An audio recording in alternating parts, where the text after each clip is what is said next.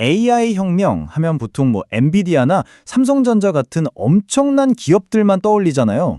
근데요, 그게 다가 아닙니다. 오늘 이 분석에서는 진짜 불과 1년 전만 해도 이 회사 망하는 거 아니야? 소리 듣다가 지금은 AI 시대에 없어서는 안 될 핵심 플레이어로 떠오른 정말 영화 같은 반전 스토리의 주인공을 한번 제대로 파헤쳐 보겠습니다.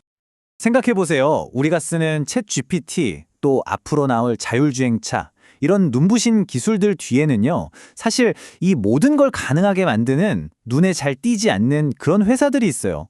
뭐랄까, 무대 뒤의 영웅들이죠. 부품, 소재, 장비 회사들. 오늘 이야기는 바로 그 숨겨진 엔진, 그 중에서도 아주 특별한 한 회사에 대한 이야기입니다. 자, 이 숫자를 한번 보시죠. 287억 원. 이게 뭐냐고요? 바로 오늘 이야기의 시작점입니다.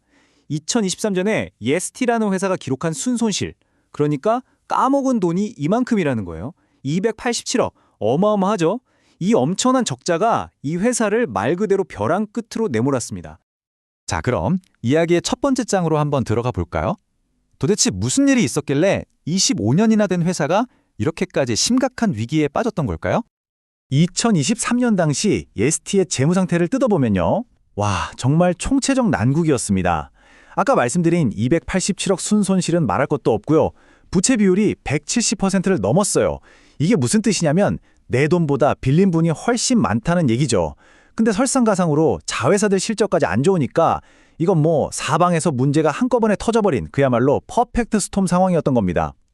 그런데 말이죠. 모든 게 끝났다고 생각한 바로 그 순간, 정말 아무도 예상 못한 곳에서 구원의 동아줄이 내려옵니다. 그게 뭐였냐? 바로 AI 시대가 열리면서 등장한 HBM, 고대역폭 메모리라는 거대한 기술의 파도였어요. 이 파도가 예스티에게는 정말 죽느냐 사느냐를 결정할 절체절명의 기회가 된 거죠. HBM 요즘 뉴스에 많이 나오는데 이게 대체 뭘까요? 아주 쉽게 설명해 드릴게요. AI는 어마어마한 양의 데이터를 순식간에 처리해야 하잖아요. 기존 방식처럼 메모리를 옆으로만 넓게 까는 걸로는 이제 속도가 안 나오는 거예요. 그래서 어떻게 했냐? 아파트를 짓는 것처럼 칩을 위로, 수직으로 착착착 쌓아 올린 겁니다. 마치 반도체로 만든 마철로 고층 빌딩 같다고 생각하시면 돼요. 이러니까 데이터가 오가는 길이 확 짧아져서 속도가 엄청나게 빨라지는 거죠. 근데요, 이렇게 멋진 AI 마천루에도 치명적인 약점이 있었습니다. 칩을 8층, 12층 이렇게 높이 쌓아 올리고 그 틈새를 특수 재료로 메우잖아요. 바로 이 과정에서 눈에 보이지도 않는 아주 작은 공기방울, 전문 용어로는 보이드라는 놈이 갇혀버리는 문제가 생겨요. 이게 진짜 무서운 게 이 작은 공기방울 하나가 열을 제대로 못 빼게 만들고 전기 신호를 방해해서 수천억 원짜리 최첨단 AI 칩 전체를 한순간에 고물로 만들어버릴 수 있다는 겁니다. 정말 골칫거리였죠. 바로 이 지점에서 붕괴 직전까지 갔던 예스티가 무대의 주인공으로 화려하게 등장합니다.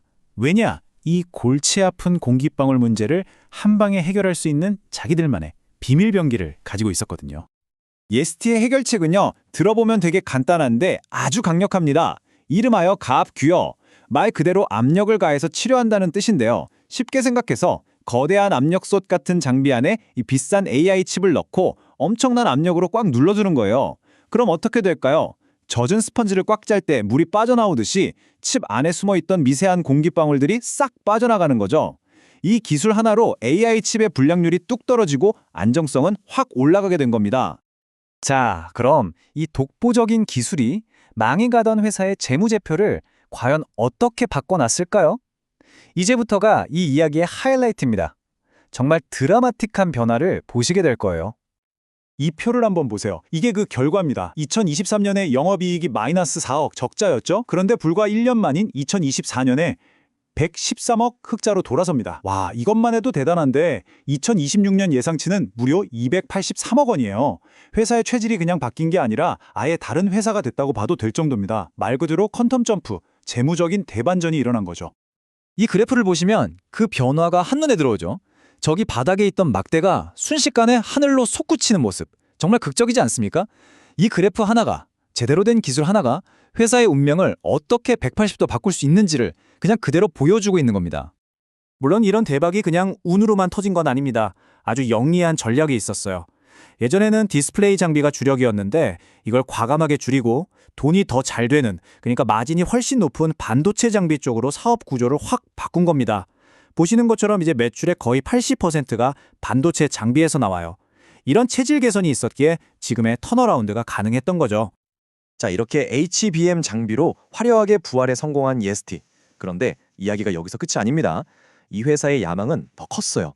이제는요, 한 회사가 그야말로 철옹성처럼 독점하고 있던 또 다른 거대한 하이테크 시장에 정면으로 도전장을 내밀었습니다.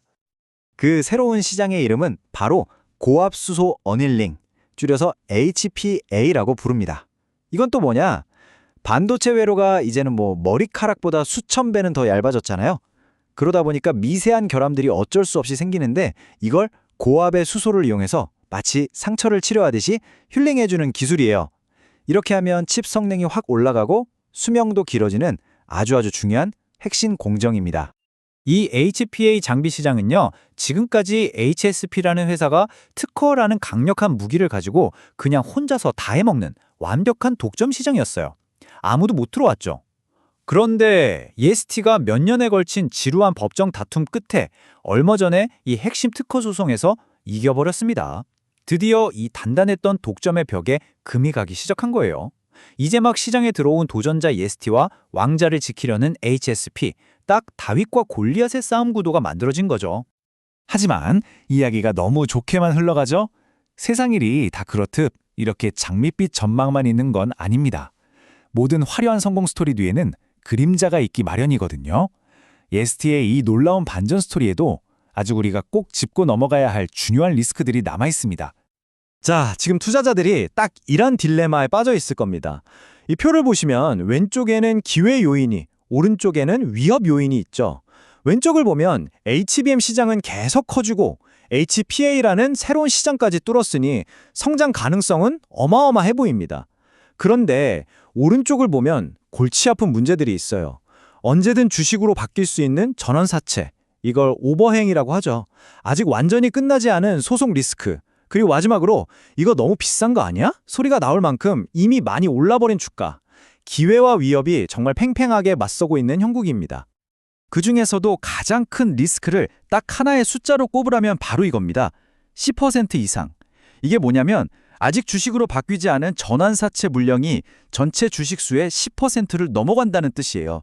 쉽게 말해 주가가 좀 오를만 하면 나 이제 주식으로 바꿀래? 하면서 시장에 던져질 수 있는 잠재적인 매물 폭탄이 10% 넘게 대기하고 있다는 거죠. 주가에는 당연히 부담이 될 수밖에 없겠죠. 자, 그럼 오늘 분석의 핵심을 한번 정리해 볼까요? 첫째, 예스티는 파산 직전에서 AI 시대의 핵심 장비 회사로 극적인 변신에 성공했다. 둘째, 그 중심에는 HBM 칩의 불량을 막는 가압 큐어라는 독보적인 기술이 있었다.